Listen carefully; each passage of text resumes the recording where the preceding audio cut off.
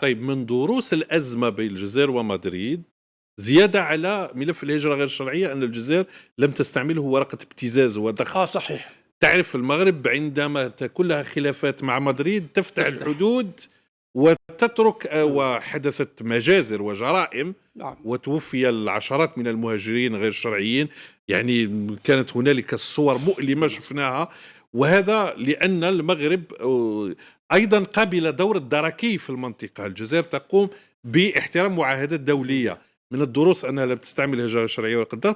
من الدروس الثانية أن الغاز لم يتوقف عن التدفق نحو إسبانيا صحيح. في عز الأزمة. يعني هذا أيضا يمكن القول أن مدريد التزام الجزائر، يعني أيوة، التزام جزائري. هذا يبين لك منطقة الدولة. أيوة. عندنا عقود نلتزم بها، فمدريد يمكن أن لكن مسألة الالتزامات يعني نعتبر احنا رانا شريك استراتيجي موثوق. يعني لا نخلط السياسة بالاقتصاد. هذه يا أستاذ خليفة. شوف الأخ قادة، لما نتكلموا على العلاقات الجزائرية الإسبانية وتوترت في مرحلة معينة ثم عادت وذكرها هي العلاقات جيدة، عادت لسببين اثنين. السبب الأول هو طغيان السياسة البراغماتية بين البلدين، يعني المصالح تاع البلدين فرضت براغماتية التعامل مع البلدين، السياسة البراغماتية. والسبب الثاني هو دعم بعض الدول الأوروبية اللي قربت المسافة ما بين إسبانيا والجزائر في إطار استراتيجي. الأمر الثاني وانت كنت ذكرته أن الجزائر لم تقطع العلاقات الاقتصادية مع إسبانيا رغم التوتر. ضيف إلى ذلك في الجانب الاقتصادي والبراغماتي، اليوم التبادلات التجارية بيننا وبين إسبانيا بلغت أكثر من روسيا وأكثر من أمريكا. اليوم بلغت 6.84 مليار دولار بيننا وبين إسبانيا.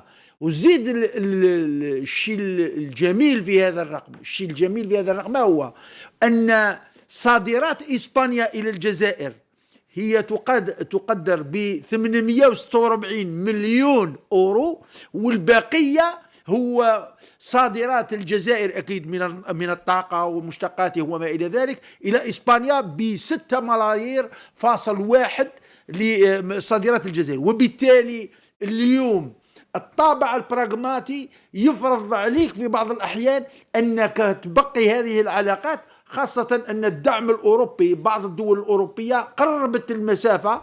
واليوم الجزائر راهي في اتفاق استراتيجي مع إسبانيا، وراحوا لنقاط أخرى، تنسيق أمني محكم، قضية محاربة الهجرة الغير الشرعية، ومشاريع أخرى مستقبلية ستكون يعني قريبا في عقود. العلاقات الاقتصادية تضررت. كاين عشرات الشركات الإسبانية غادرت في 2022 وخسائر تجاوز 650 مليون يورو في 2024. وتذكر القيود المصرفية للبنوك التي وضعت على كثير من الشركات. لا، هي تضررت جزئيا. وتجارة السيراميك وغيرها. لا بصح شوف، في تجارة السيراميك في تجارة السيراميك الجزائر دارت اكتفاء ذاتي في هذا المجال. بس كاين نشاط اسبانيا. يعني حتى ما يبدوش يقولوا لنا كيما الفرنسيين يقول لك على ما تشريش عليا القمح. هو القمح اللي راهي نوصل لنا اكتفاء ذاتي. كان بالك في الاسمنت، احنا كنا نجيبوا اسمنت ثاني من اسبانيا. اليوم الاسمنت اوكي، بس على السيراميك اصبح عندنا اكتفاء ذاتي. لا يعني اننا قطعنا الوزن، ولكن الاكتفاء في وقت الازمه كان بزاف التجار تاع السيراميك يعانون يا استاذ. بصح الان اوكي، الان نتكلم لك الان في الوقت هذا اوطونتي اللي رانا فيه. طيب، الموضوع تاع السيراميك نحكوا على 22 و 24. استاذ ماروك، بغض النظر عن الجانب التجاري لا مهم استاذ ماروك. لا يعني تحدث في الازمه، في كل الازمات يحدث تاثر الشركات، تاثر